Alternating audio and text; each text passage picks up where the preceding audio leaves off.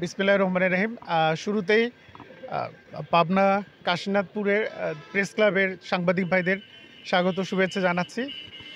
আপনাদের নিশ্চয়ই মনে আছে যে গত ৮ই জানুয়ারি আমরা এই স্থলেই আ আ ছিন্নমূল যারা কুকুর ছিল, শীতে যারা কষ্ট পাচ্ছিল, রাস্তাঘাটে ঘুরে বেড়াতো, তাদের বিষয়টা ১ম টিটুল খান আমাদের কাশীনাথপুরের বাসিন্দা।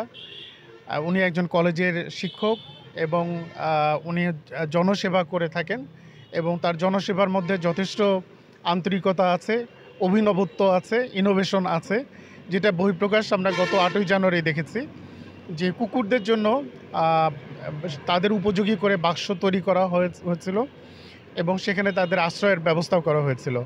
এটি গোটা দেশে আপনাদের মাধ্যমে যদি প্রচারিত হয়, তখন এটি একটি আলোচিত বিষয়ে দাঁড়ায়। আমি মন্ত্রণালয়ে বিভিন্ন জায়গা থেকে এই বিষয়ে তারা আমাকে উৎসাহিত করে এবং টিটুল খান সম্পর্কে অনেকেই জানতে চায়। আমরা খুবই আশাবাদী যে বাংলাদেশে এইরকম সমাজসেবী যারা আছেন, তারা যদি ব্যক্তিগত উদ্যোগের সামনের দিকে অগ্রসর হন, তাহলে আমরা সমাজের চেহারা পাল্টে দিতে সক্ষম হব। আমি সমাজসেবা অধিদপ্তরের মহাপরিচালক। আমরা আ সাধারণ মানুষের জন্য অনেক সেবা প্রদান করে থাকি। আপনারা নিশ্চয়ই জানেন, আমরা বছরে ১২,০০০ কোটি টাকা যারা ছিন্নমূল মানুষ, যারা প্রান্তে বসবাস করে, যারা অসহায় মানুষ, তাদের বিভিন্ন ভাতা প্রদান করে থাকি।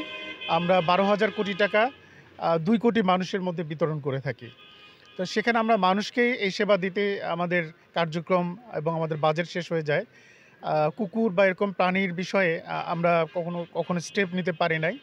তো টিটুল খানরা আমাদের চোখ খুলে দিয়েছে। শুধু মানুষ না, কুকুর প্রাণী তাদেরও দেখার বিষয় আছে সরকারের এবং সাধারণ মানুষেরও এই বিষয়ে তৎপরতা দরকার, সচেতনতার সৃষ্টি করা দরকার। এই বিষয়টা প্রমাণিত হয়েছে। আজকে আমরা যে কর্মসূচিটা এখানে উদ্বোধন করতে আসছি, এটাও অভিনব এবং এটা অত্যন্ত মানবিক একটা কর্মকাণ্ড।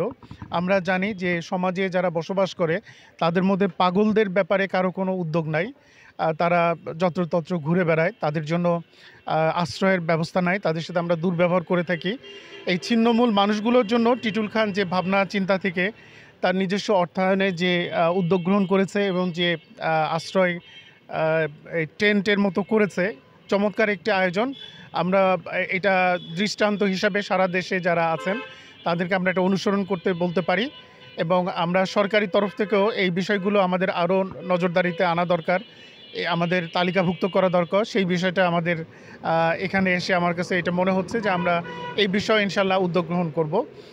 পরিশেষে আমি টিটুল খানকে আবারও সমাজসেবা অধিদপ্তরের পক্ষ থেকে অভিনন্দন জানাই যে এরকম চেষ্টা যেন তারা অব্যাহত থাকে এবং এটা আমরা যেন মডেল হিসেবে সারা দেশে এটা আমরা প্রচার করতে পারি। ধন্যবাদ।